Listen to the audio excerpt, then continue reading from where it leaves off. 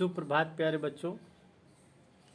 आज हम कक्षा 10 की क्लास में तुलसीदास का काव्य पढ़ेंगे। धनुषभंग अध्याय दूसरा है। इसके पहले पार्ट 1 में पद्यांश 1 से लेकर 12 तक पढ़ाया जा चुका है। शेष आज 13 से हम पढ़ेंगे इसमें। तो पद्यांश 13वां है। प्रभु चितहि पुनि चितौमहि, राजत लोचन लोल, खेलत मनसिज मीन जनु, जुग जनु विद मंडल दो। ये सीता जी के संबंध में कहा गया है। सीता जी जो है वहाँ पे धनुषभंग का सारा प्रसंग चल रहा है, सभा लगी हुई है और एक जगह सिंहासन पर किनारे सीता जी भी बैठी हुई हैं और उसमें उनके माता पिता, गुरुजन, भाई बंधु सभी बैठे हुए हैं। तो राम की तरफ प्रत्यक्ष देख नहीं सकती और देखने की इच्छा जगती है उनके अंदर। तो प्रभु चितहि, एक बार प्रभु की तरफ देखती हैं, प्रभु श्री राम की तरफ देखती हैं। चितई माने होता है देखना। ये चितई का मतलब देखना होता है, देखना। पुनि का मतलब फिर से। चितई, चितव माने फिर देखना होता है, इसके माने भी देखना होता है। और मही माने होता है पृथ्वी। ये पृथ्वी का पर्यायवाची है। एक बार राम की तरफ देखती हैं और एक तरफ पृथ्वी की तरफ देखती हैं। मतलब एक बार राम को देख के फिर पृथ्वी की तरफ देखती हैं और फिर राम की तरफ देखती हैं। तो राजत लोचन लोल, राजत माने शोभा देते हैं। ये जो राजत, राजत माने शोभा देते हैं। लोचन लोल, राजत माने शोभा देते हैं। लोचन लोल, लोचन माने होता है नेत्र।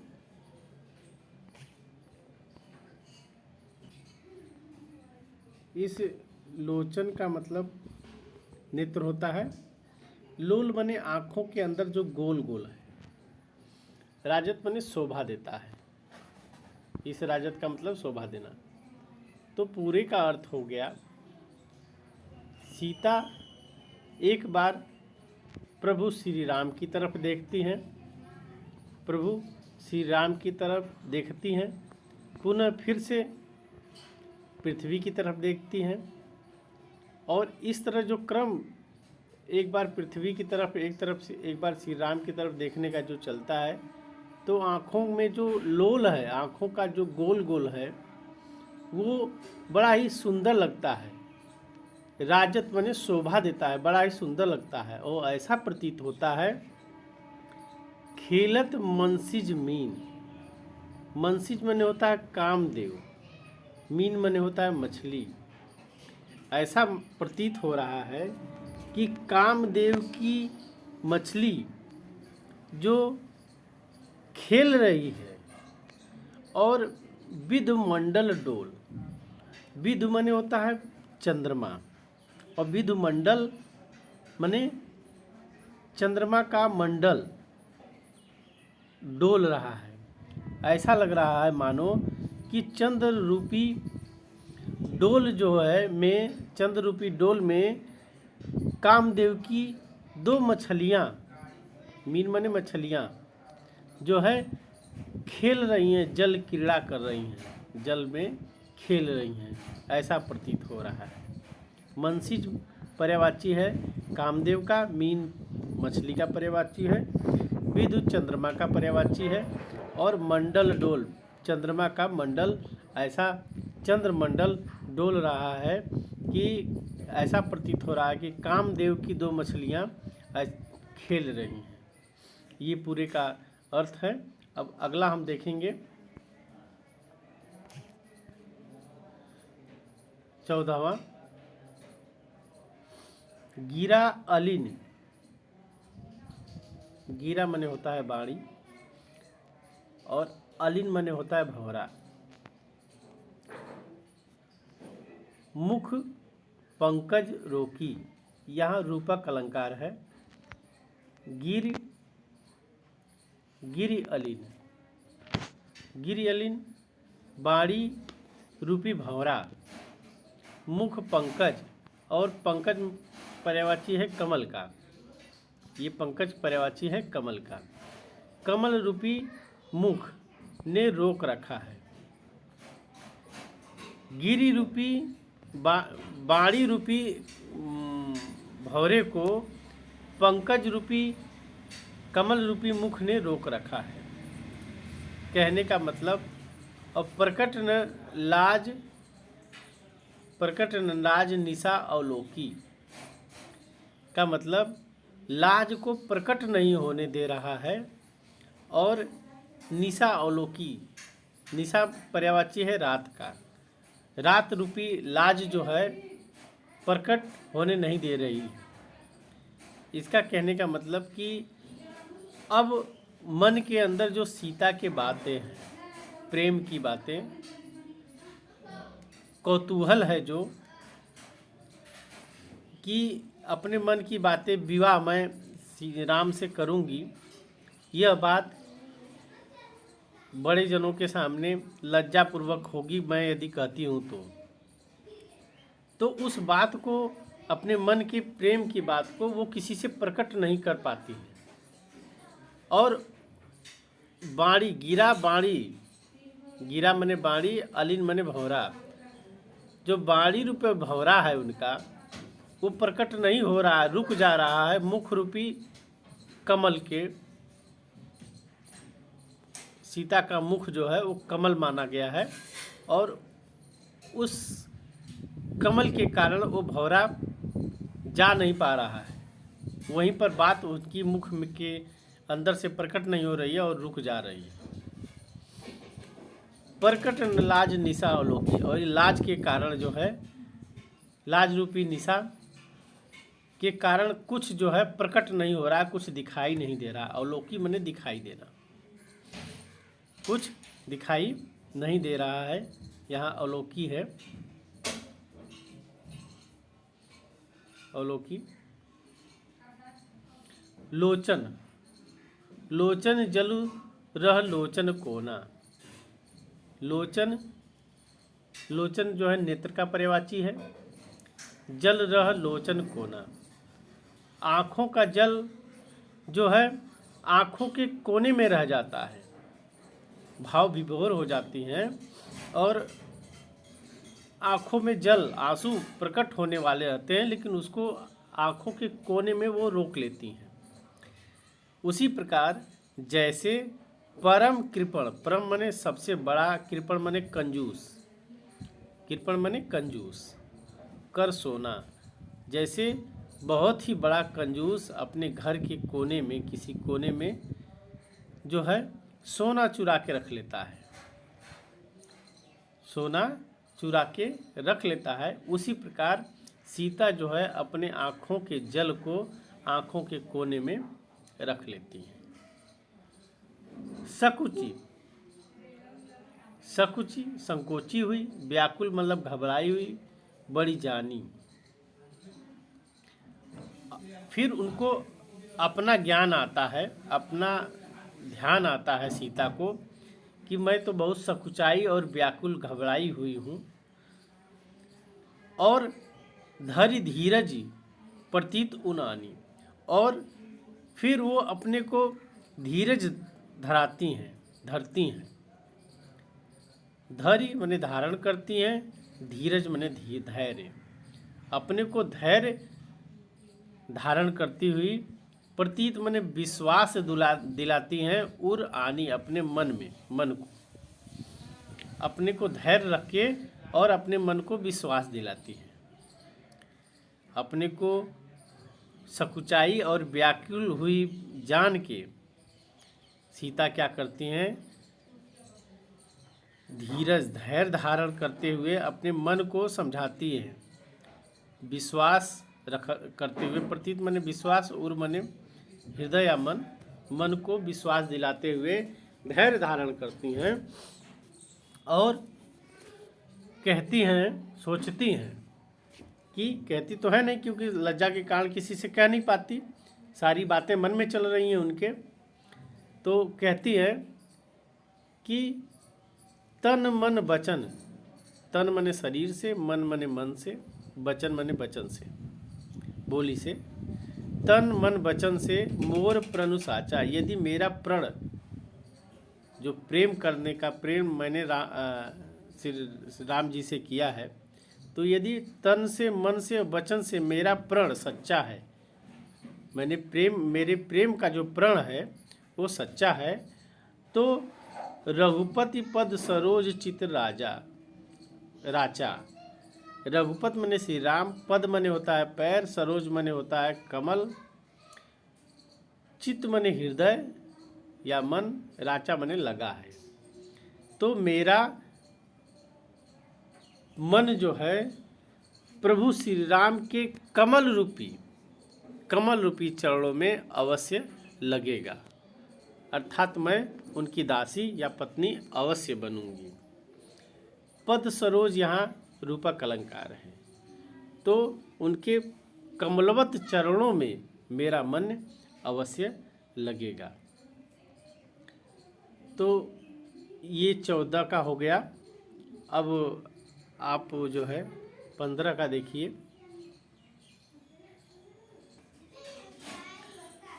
तो भगवान सकल उर्वासी, तो भगवान सकल उर्वासी, करही मोहि रघुपति के दासी। 15वां पद्यांश है।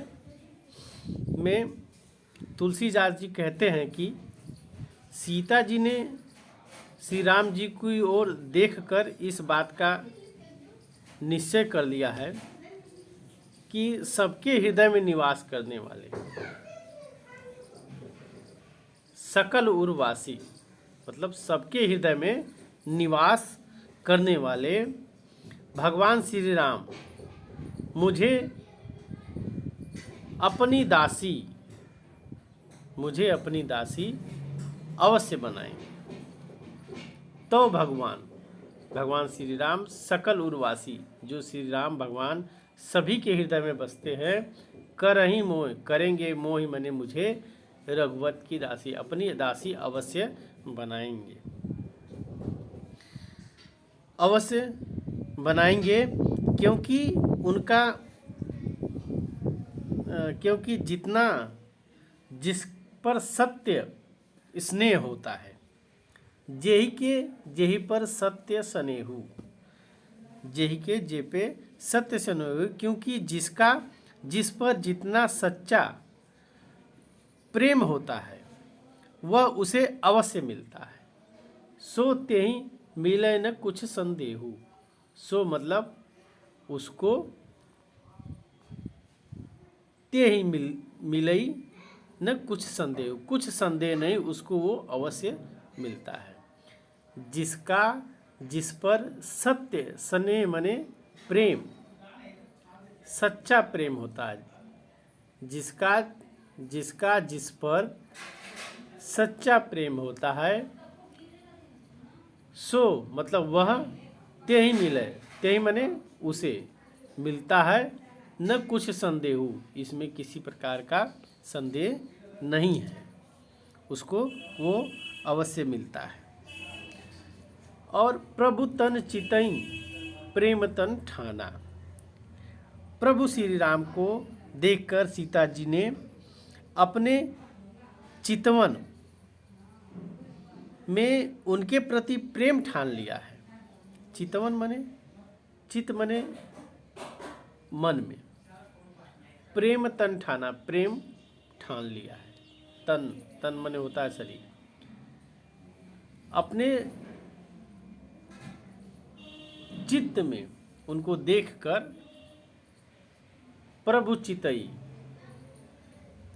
प्रभु को देखकर, चितई, चितई मैंने देखकर, प्रभु को देखकर प्रेम तन ठाना, प्रेम ठान लिया है मन में। कृपा निधान राम सब जाना, कृपा निधान, कृपा करने वाले श्री राम सब जाने, ये सब कुछ जानते हैं।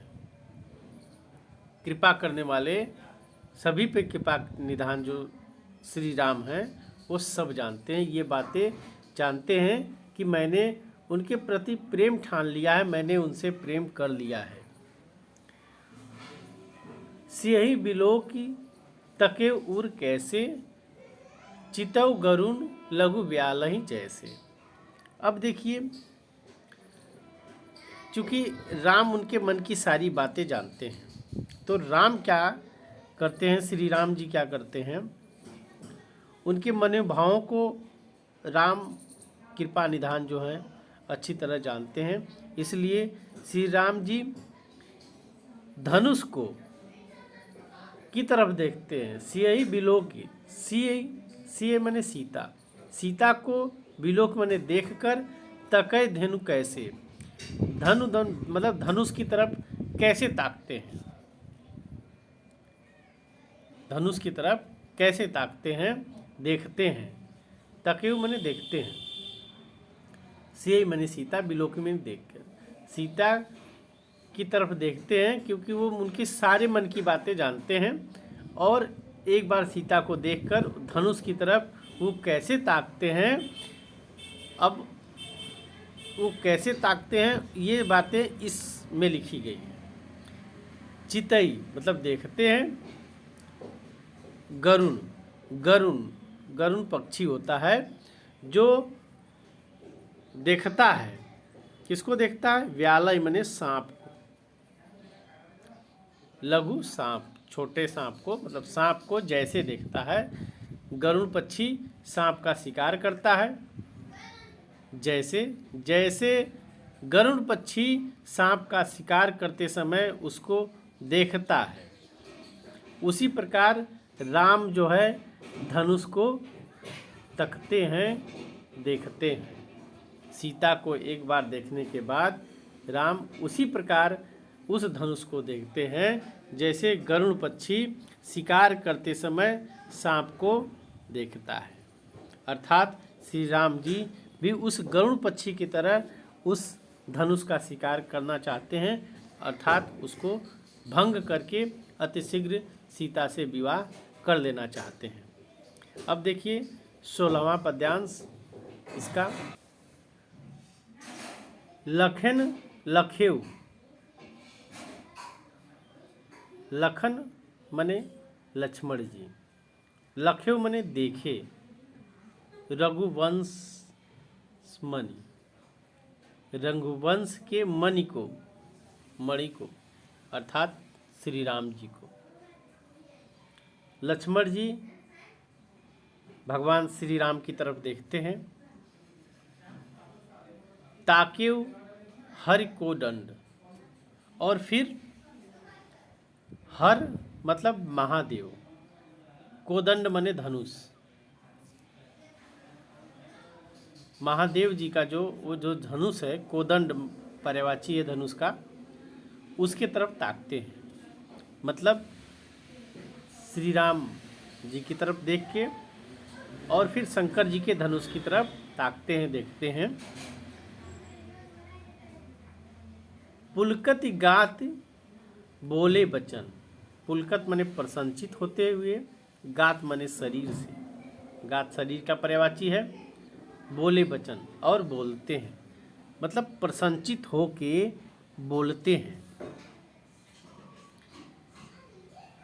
चरण चाप ब्रह्मांड, चरण चाप ब्रह्मांड मतलब कि शिव धनुष के खंडन से ब्रह्मांड में उथल पुथल न हो जाए, इसलिए लक्ष्मण जी ने अपने चरणों से ब्रह्मांड को दबा लिया ताकि उथल पुथल न हो पाए। चरण से चाँपते हैं, दबाते हैं, चाँप माने दबाते हैं ब्रह्मांड को, कि कहीं उथल पुथल न हो जाए।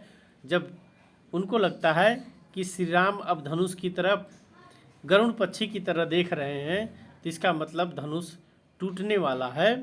तो इसलिए राम देखते हैं धनुष की तरफ, अरे लक्ष्मण जी अपने प्रभु भाई श्री राम की तरफ देखते हैं और फिर धनुष की तरफ देखते हैं, तो उनको आभास हो जाता है कि अब धनुष टूटने वाला है।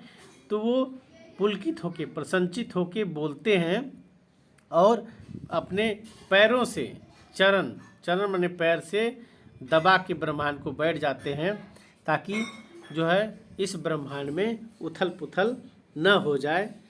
कहते हैं कि लक्ष्मण जी जो शेषनाग का अवतार है, तो यह भी जिम्मेदारी है कि पृथ्वी न हिले और उसमें उथल पुथल न मचे। तो इस तरह के दायित्व को भी वो निभा रहे हैं, ऐसा लग रहा है। अब आगे देखिए अगले में 17वां में,